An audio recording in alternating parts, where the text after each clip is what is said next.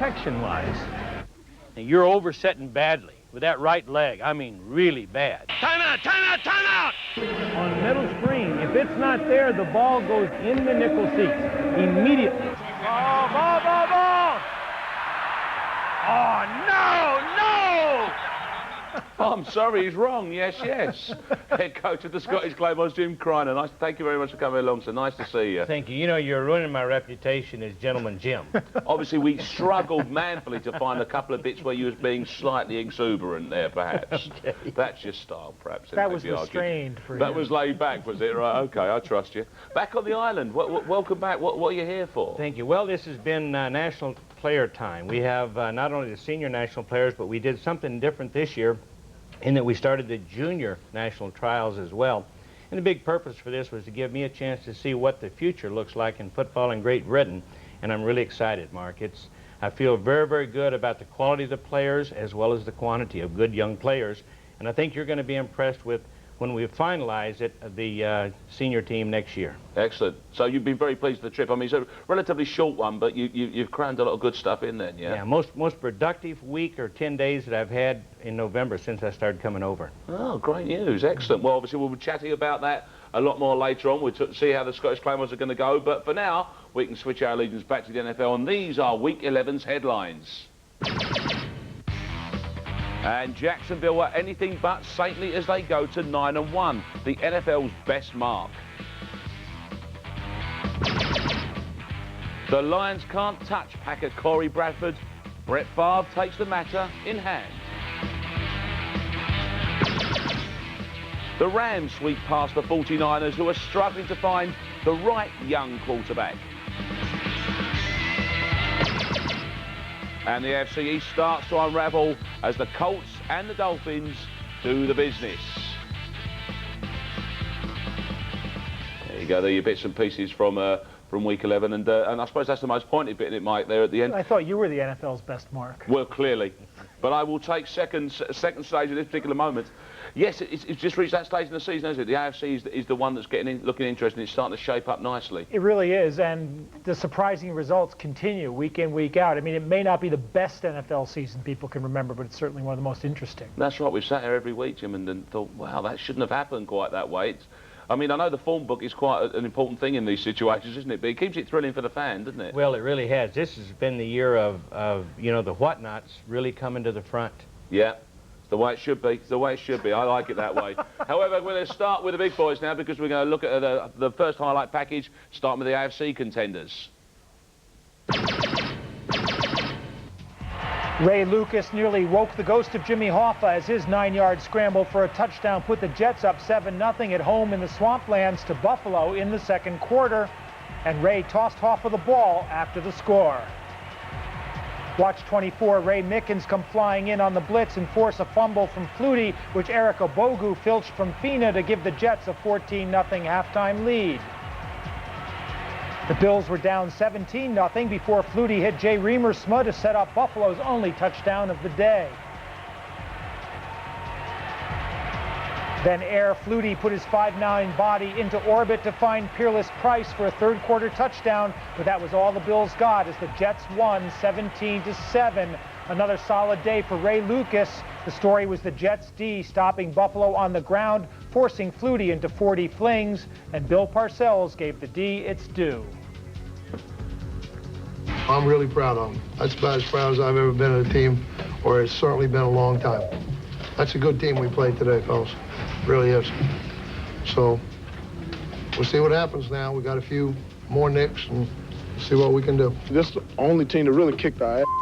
So to come back and play as well as we did and get the victory, you know, it just, you know, makes you feel good because it's like as a kid, you get a guy that whoop your ass once or twice. If you don't go back and face that person, he gonna keep whooping your ass.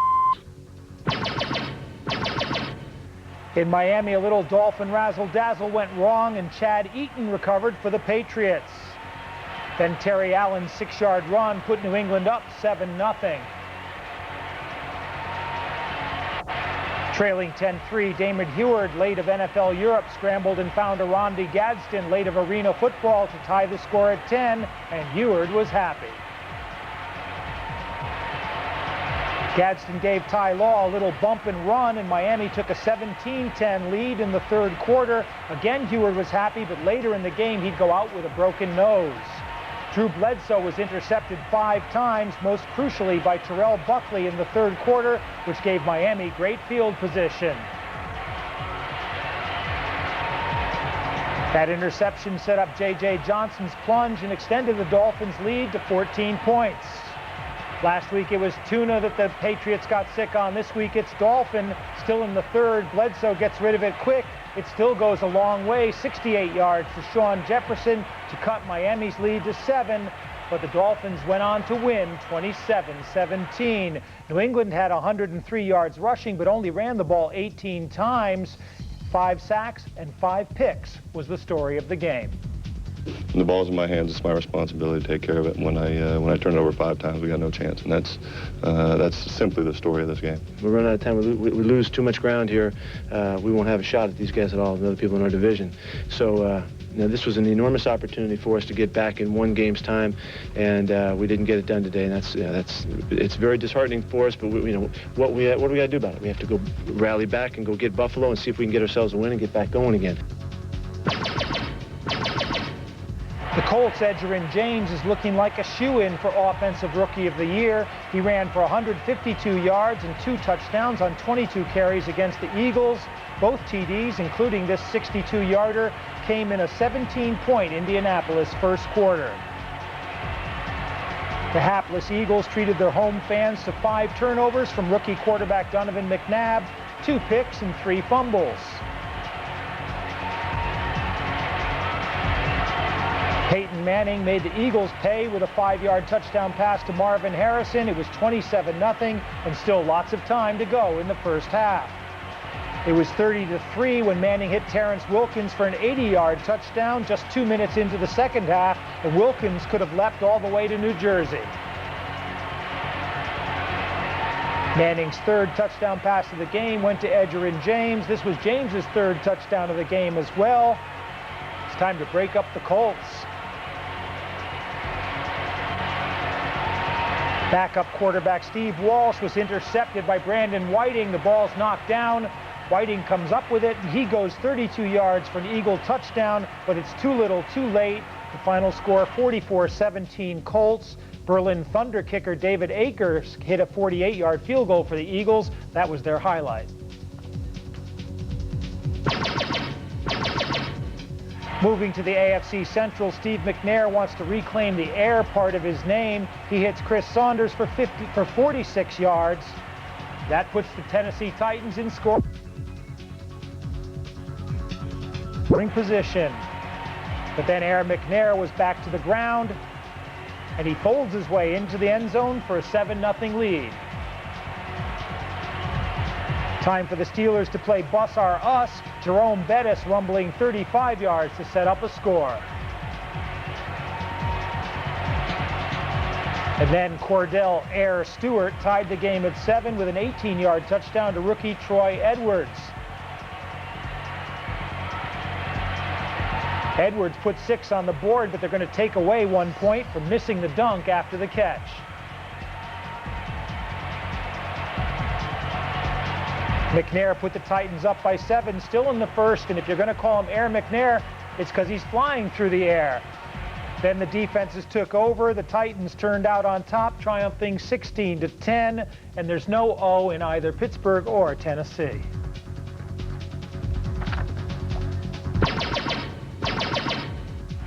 Jacksonville kept 1 game up on the Titans by dismantling the Saints.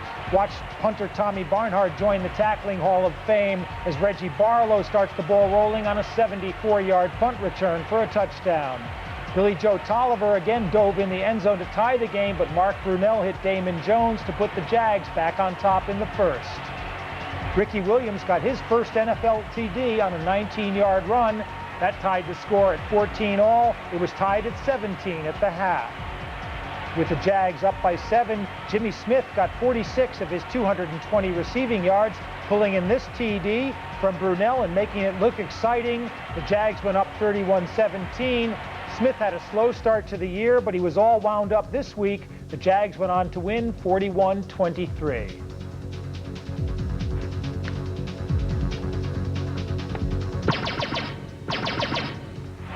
out west, the Seahawks hadn't won at Arrowhead in 8 tries, but Ricky Waters put Seattle up 7-3. Donnell Bennett put the Chiefs back on top with this short touchdown run. But then Seattle's John Kitna executed a perfect run-for-your-life fake on the screen. He hits Ricky Waters, who goes 22 yards. Seattle's back on top, 14-10. The Hawks still up 17-13 in the third quarter. Kitna hits Sean Dawkins for 45 yards and a touchdown to stretch the lead to 11.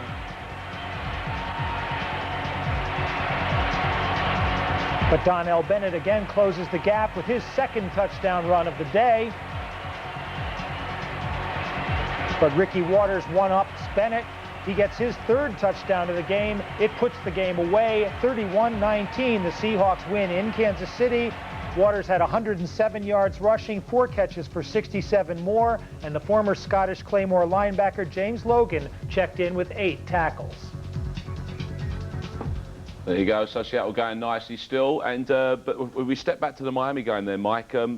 Bit of a problem they've got down there, haven't they, with an injury? Yeah, Damon Heward broke his nose. Scott Zolak filled in and threw 4 incompletions at the end of the game, but they don't think he'll be ready on Thursday. They thought he might practice split time with Dan Marino. The funny part is it looks like Jimmy Johnson would almost prefer to have Damon Heward at quarterback because he runs his system and doesn't change the plays, to having Dan Marino back. But, you know, if Marino doesn't play on Thanksgiving against Dallas, then he presumably will be back the next week, and then there'll be a quarterback controversy. That's what we're looking for. Is that the suspicion? Is it likely to, are they thinking he's going to be back for that one then? Yeah, I mean, he could go on Thursday. That's the hope, at least, because they don't want to use either Scott Zolak or Jim Druckenmiller, who is the, I don't even know what they did with him. Did they cut him or just put him on the team? He's still there, so they've got 4 quarterbacks, theoretically. Bottom of that barrel, in theory, though, as well, by the sounds of it, the way you're putting it there. Miami, Dallas, Chicago, Detroit, they're the Thanksgiving Day games, and you'll be able to see highlights of that in game playing with Todd on Saturday. Of course, what he generally does, he looks forward to what will be week 12, but you also see that action for those 2 particular games, which Mike will be experiencing virtually firsthand. Yeah. Striking a plane, going back home. Yep. That's the way to do business. With business. A drumstick, watching the game. That's the way to do it. Life doesn't get much better. Exactly. Coach, let's look at the coaches in that little selection that we saw there. Mike Ditka, you were talking about at New Orleans. You think you might have made a kind of fatal error before the season even started? Well, I don't know how you can justify an entire draft for one player, especially when it appears right now that they need a lot of help, and they didn't get it. And this is a team now that's starting to fade. Yeah, I mean, obviously he's taken a gamble by bringing him in there, but I mean, was it a gamble based on what, do you think? I mean, based on years of experience and knowledge in the guy's ability, or? I think maybe Mike overestimated the players he had at other positions, you know, and so he gave up the chance to improve himself in either the offensive line, the secondary, or at the linebacker positions, which are all positions he could use a lot of help. I got the feeling that he thought he could put together the 84-85 Bears again, you know, and this would be his Walter Payton. And, you know, he's thinking, I had Jim McMahon at quarterback. I don't need a great quarterback. I don't need great receivers, you know, as long as I've got this great running back. And it hasn't proved to be that way. Yeah, you can see that there. Okay, and also Indianapolis as well. You're quite impressed by the system that's been put in place there. Well, Jim Moore and I coached together several years ago when we were at UCLA, and Jim's done exactly the same thing here that he did when he was with the USFL Philadelphia Stars. Good, solid defense, a running game built behind a great running back with a quarterback who basically doesn't make mistakes and has the ability to make a big play. And don't forget, Dom Capers, you know, who's done such a good job at Jacksonville as defensive coordinator, was Jim Mora's defensive coordinator for years and years. Okie dokie. Well, the gentlemen will be telling you who they think are the teams most likely to in the second half of the show. But for now, we can move across to the other conference, the NFC contenders. At slippery 3Com Park, Charlie Garner's 30-yard run put the 49ers in position for their first score. And Fred Beasley's dive put San Francisco up 7-3 over the Rams. Isaac Bruce took a 5-yard touchdown pass from Kurt Warner that put the Rams back on top 10-7. Then down 13-7 in the third quarter, Steve Stenstrom was intercepted by Mike Jones, and the former Sacramento Surge star slipped and slid his way 44 yards for the touchdown as the Rams won 23-7 in a game they dominated. After Stenstrom was intercepted, Jeff Garcia came in He threw 2 more picks, and he fumbled the ball once. He was about as accurate as a Jeffrey Archer press release. 11 catches for Isaac Bruce. Marshall Faulk, a big day on the ground, and 43 yards catching passes. At Lambeau Field, Cedric Irvin put the Lions up 7-0. And now watch big number 76, big Barrett Brooks, throw the block that freed Irvin for 51 yards to set up a second touchdown.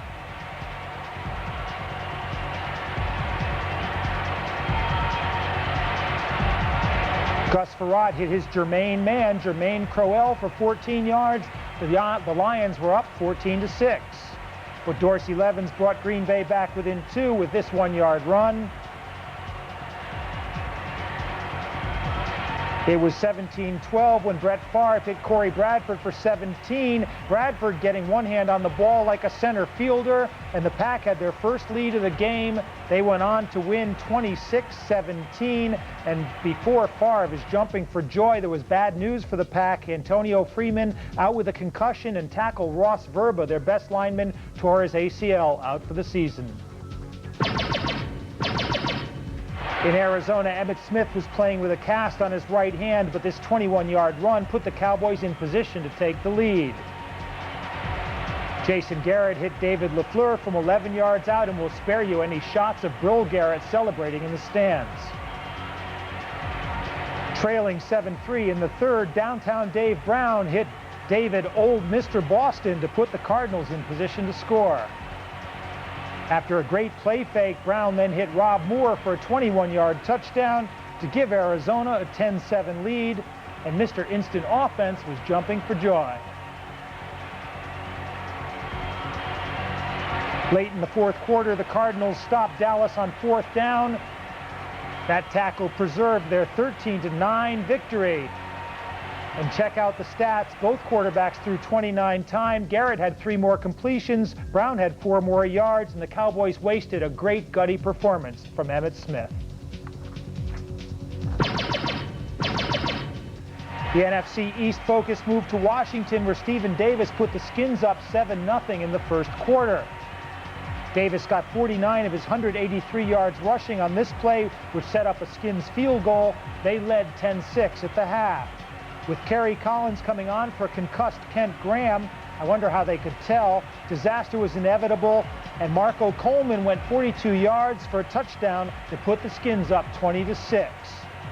Charles Way's late touchdown run wasn't enough. Washington won 20-13, despite the Giants holding the Skins offense to only 1 touchdown. Kent Graham threw 2 interceptions. Collins had only 1 interception, but he did fumble twice. Davis's day on the ground was the big offense for Washington. So there you go, there's the action from the NFC. Still more to come in the second half of the show, but saw a name there that you were particularly interested in there, didn't we, Jim? Brad Johnson. Yeah, you know, you got to be excited about Brad. He played right here in London and had a great career here, and is now doing a tremendous job with Washington. 17 for 29, and right now one of the higher rated quarterbacks in the NFL. And Mike and I have sat here and delighted at the amount of names that have cropped up during the course of the season of recruits that have come out of Europe. Well, I think right now when you look at what's happening there, it's not just quarterbacks, but it's offensive linemen, defensive linemen, wide receivers. Throughout the league now, the NFL, a lot of the NFL Europe players are name players, not just guys wearing a uniform. Absolutely. And one of your guys from the Sacramento Surge, Mike Jones, had a big day for the Rams. Mike Jones did, and also Kerry Blanchard from with the Giants, even though he wasn't necessarily the highlight, but he got 2 field goals, both over 40 yards. Yeah. Jim's an offensive line specialist. As anyone who's seen him doing shows will know. But I mean, you've got guys playing all over the league right now and starting in a lot of places, including like both guards up in Green Bay. 17 offensive linemen that have played for the Claymores altogether are in the NFL, and of that group, 8 of them are starting. So wow. We've got good representation. You mentioned St. Louis there. I mean, you know, that was probably a classic matchup in the sense that there's St. Louis and a team definitely on the up. And San Francisco can't do anything right at all.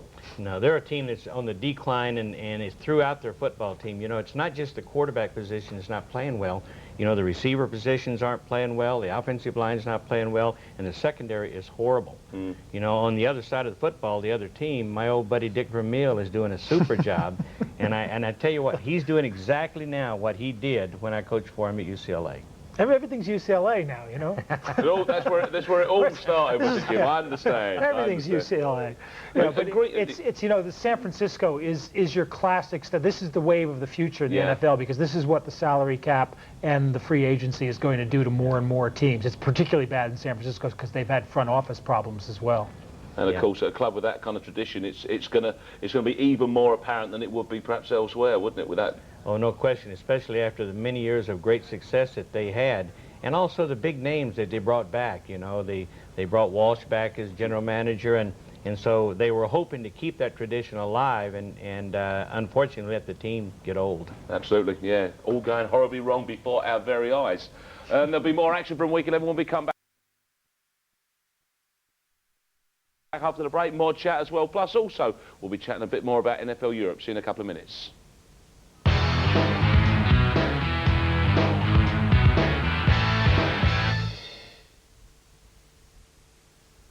With a guaranteed jackpot of £20 million, this Saturday's birthday super draw is too big to miss.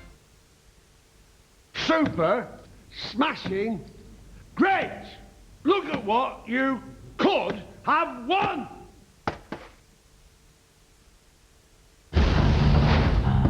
What? Isn't this when you usually wake up? Usually.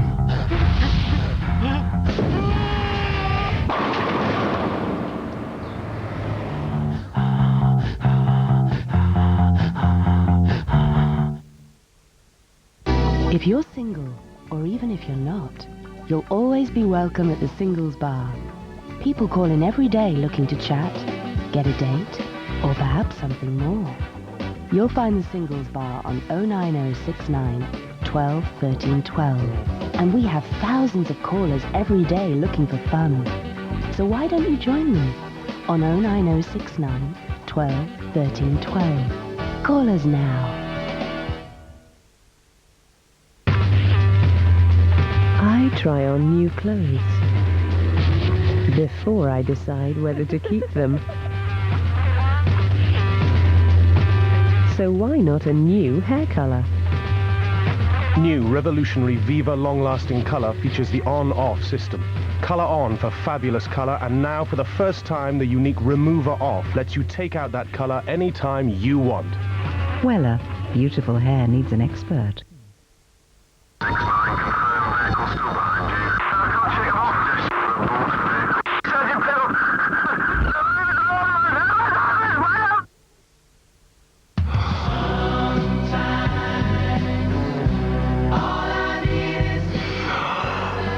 Vicks, with its powerful Vicks Vapors. Calming, clearing, soothing. For a feeling of freer breathing. Vicks, for every breath you take. At Currys, we're totally committed to low prices. Everybody's looking for Christmas gift ideas and great value. So we've brought together our best choice ever with inspiration for everyone, including our biggest ever choice of games. And we promise, if you find a cheaper price locally within 7 days, we'll beat it by 10% of the difference. Currys, the choice for you. Call the live one-to-one girls now on 09066 400 800. That's 09066 400 800. From December at Sainsbury's, you can get extra reward points on the items you buy the most. You can choose from 12 categories, like fresh fruit and vegetables, ready meals, or the bakery. You can even choose dairy, if you use a lot of milk and cream. Rosemary here chose beer. Choose a category for your extra points now. Sainsbury's, making life taste better.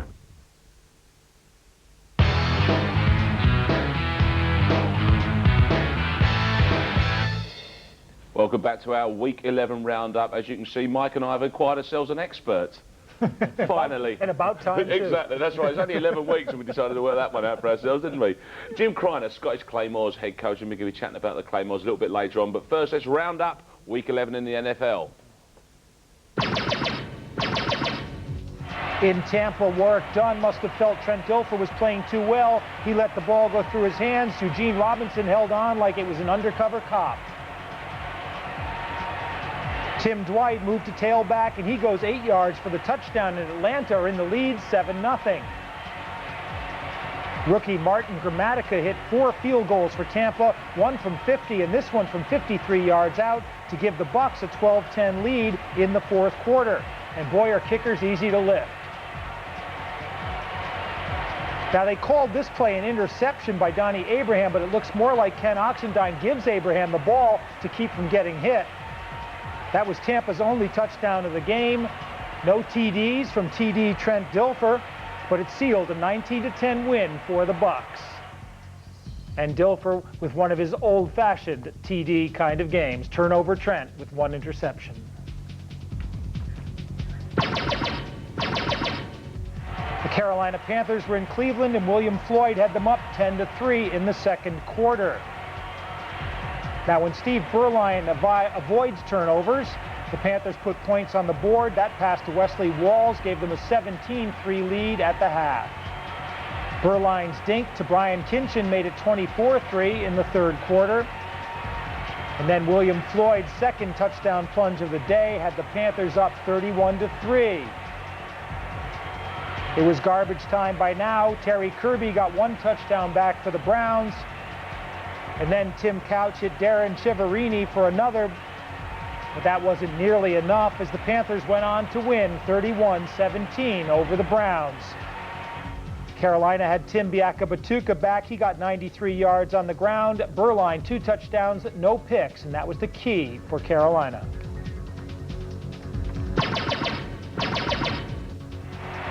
On paper, this AFC Central clash looked like a real dog, but when no one knows how to win, you can get a lot of points on the board. Jeff Blake threw 2 early touchdown passes in the first quarter, the first to Carl Slim Pickens, and then he hit Pickens again to put Cincinnati in position for the second touchdown. Pickens making a great over-the-shoulder catch, and that set up Jeff Blake to hit Darnay Scott from 23 yards out. Darnay was last week's most successful Scott, if you know what I mean. Tony Banks, the football equivalent of a failed savings and loan, hit Greg DeLong to put the Ravens within 4. Banks then found Billy Davis for 73 yards in the third quarter. Nobody seems to want to bring him down, but eventually he falls short of the end zone, and Eric Rett's 2-yard run for the touchdown puts Baltimore ahead 17-14. Bengals not doing a lot of tackling at this point. It was money in the banks as Tony hit Patrick Johnson from 25 yards out. The Ravens are now up 24-14. And then when Dwayne Starks picked off Jeff Blake and returned it 43 yards for a touchdown, Baltimore's lead was up to 17 points, and the game looked over for the Bungles. But Jeff Blake wasn't finished. He hit Darnay Scott again to cut the lead down to 10.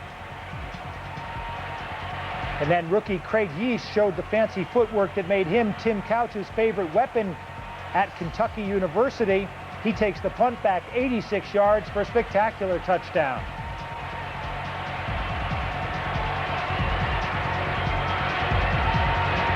It's not just the Bengals who can't tackle. They then tied it with a field goal, but it was Matt Stover's 50-yard kick as time expired that gave Baltimore a 34-31 win.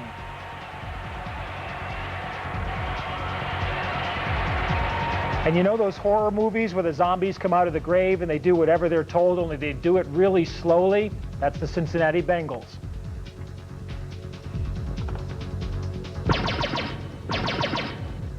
In sunny San Diego, Jim Harbaugh did the unusual, threw a touchdown pass, even though it was only 2 yards, to Reggie Davis, and the Chargers led 7-0. It was 10-3 in the third when Marcus Robinson made a spectacular catch, 38 yards from Jim Miller to tie the score. Then Curtis Enos put the Bears up 17-10 with this 3-yard touchdown. But Captain Comeback came back with a 13-yard pass to Tremaine Stevens to put San Diego within 3 points. And then John Carney tied the game up with a field goal, but Chris Boniol won it for the Bears with a 36-yarder 5 minutes into overtime. The Bears win 23-20. And a great day for the former World League MVP Marcus Robinson, 6 catches, and former Frankfurt Galaxy quarterback Jim Miller had another big day. And looking at the standings, that great AFC East, Miami and Indianapolis now on top, Buffalo and New England behind them, and the Jets at 4-6, still a factor in this division. In the Central, Jacksonville 1 game up on Tennessee. Pittsburgh now almost out of it for a playoff berth. Cincinnati is officially out of it, and there are some Bengals fans out there, I just know it. In the West, Seattle now has a big lead over Oakland and Kansas City. Remember, Oakland's playing at Denver in our game tomorrow, and if Oakland win, they'll be 2 games behind Seattle. In the NFC East, after next week's results, Washington has a very good chance of going 2 games up on the Giants, Dallas, and Arizona. Forget the Eagles. And in the Central, Minnesota's the team on the rise. Tampa Bay's on a winning streak. Detroit has lost 2 in a row since they beat St. Louis. And out west, there's nobody chasing St. Louis. Carolina with an outside shot at a wild card, but it's a real outside shot. And if we take a look at the winning records around the league, and remember, Oakland is 5-4 and could be 6-4 after the Monday night game, you see that the preponderance of good teams are over in the AFC. There are 6 teams in the NFL with 8-2 records. That's only happened 3 times before at this stage of the season. 5 of them are in the AFC. And if the playoffs were to start today, you'd have Jacksonville, Miami, and Seattle as the division champions. Indianapolis, Tennessee, and either Buffalo or New England would go in as the wild cards. In the NFC, pick them. Pick is the way it goes. Jim, Mike and I have sat and chatted about this over the previous weeks. There has been a genuine shift in emphasis in power in the league, has there not? Where do you attribute that to? Well, I think that you hit it on the head in one of the tapes that I saw of the show, where you talked about the coaches that have gone from the National Football League to the American Football League, and I think that's made a real difference. And you look at those teams that are on top, and they've been built with good, solid defense to begin with, and then they went out and got themselves a quarterback. And there are probably, without looking at it, Mike, you'd know better than me, more quarterbacks highly rated in the AFC right now than there is the NFL. And not necessarily big-name quarterbacks either, because John Kitna, for example, is right up there. Successful guys, yeah. Was that accident or design? I mean, why suddenly did we have this kind of like this exodus of coaches? Is it purely money? Well, I think that you know, the emphasis in the National Football League was on what was happening, the success that they were having, and I think as owners had openings, I think they specifically went after those coaches, you know, that had success in the NFL and brought them to the AFL. And there's a sort of competitive balance too, that you have to keep up with the teams that are good. So if you're in Jacksonville's division or Pittsburgh's division, you have to keep up with Pittsburgh, and Jacksonville kept plucking players off the Pittsburgh roster. And but Seattle, I think, is the most amazing thing, because there you see the effect that you know, what do you put it down to? Simply one coach going and in the first year turning a program around. Taking a talented football team and getting the most out of them, and that's what Mike has done at Seattle. That's the way I go. And just very quickly, because we're going to chat about the Claymores now, cheap shot, who'd you like? I think my pick right now is for Seattle to be a team that we're going to have in the big game. Ooh. That's the kind of call we like, and we got it early. This is a guy who lives in Montana right now. Okay, fair enough. Right, we'll make a note of that one for later reference. But let's press on now to matters more close to your heart. Scottish Claymores, as you say, you're over here doing a bit of scouting, preparing for next season. We can actually now have a quick look at your schedule for next year. And there you go. All picks up in April. You'll see there E's and G's. That's Edinburgh or Glasgow. 3 o'clock starts for those home games. How are you feeling about moving into this season, Ian? What do you think? Well, you know, I'm excited about it. We still have a long way to go in terms of putting the team together, but with the schedule, the key thing there, Mark, is for us to come out of those first 3 games with 2 wins. If we can do that, the bottom half of the schedule is a good one for us. And so we've got to learn to win on the road if we want to have a shot at being champions, and that's kind of the keynote for next season. The general manager's found you 5 easy teams to play. That's right. That's nice if you can get it. Nice work if you can get it. Summer camp, you'll be in training camp rather down in sunny Florida, I understand? Right, we'll be in Orlando the month of March, and then the team will arrive back over here on the 5th of April. Excellent news. And you'll be able to follow NFL Europe here on Channel 5, the season starting in the year 2000. You'll be able to follow all the action. Keep up with the Claymores. That's the way to go about it. We've got slightly more pressing matters to deal with, though, of course, because we have our game of the week, and that is tomorrow night, Mike, is it not? Looking forward to this one. It's a good one. Oakland at Denver. Denver is a team, you know, in transition right now, but they're still tough, especially at home. But Oakland is a team that's really turned around under John Gruden. And I think this year the big thing is they've forgotten Al Davis's obsession with vertical football. They got rid of Jeff George, and they brought in Rich Gannon, who's not a big arm, but what he is a tough quarterback who can lead, who can keep a play alive, you know, and who will give himself for the team to win. And it's made all the difference in that team. Okie dokie, that is tomorrow night. Let me give you the details. As Mike said, there is Oakland at Denver. And we start our coverage at 12:35 tomorrow evening, to 35 minutes past midnight.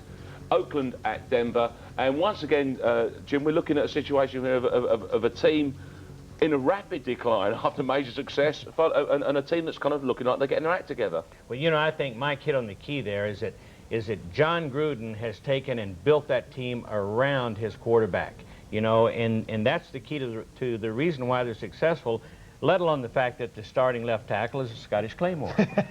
Well worth mentioning. We should pop him too, because Barry Sims, no one knew who Barry Sims was, even when he came to the Claymores, you know, and he's done really well to get himself into the NFL and now to get himself into a starting spot. And just generally, because as I say, we've seen so many players coming through and being successful. Are you impressed yourself with the standard of play that you're seeing in Europe now? I mean, you know, we're looking at a genuinely competitive and talented league, aren't we? Most definitely, and you see that by the number of players throughout the league that are competing very, very well in the NFL, and I think that you're going to see that continue to get better. Excellent news. That's Couldn't good agree stuff. more. That's the way to do it. Exactly. And I always agree with him. Perhaps even perhaps the Americans on that side of the water as well will start to notice this soon quite well. Okie dokie. Mike and I, as we say, will be back later on. Jim, thanks so much indeed for coming. Great to see you. Thank you very much. Have a good season next year. Mike and I are back tomorrow night. The Men in Black.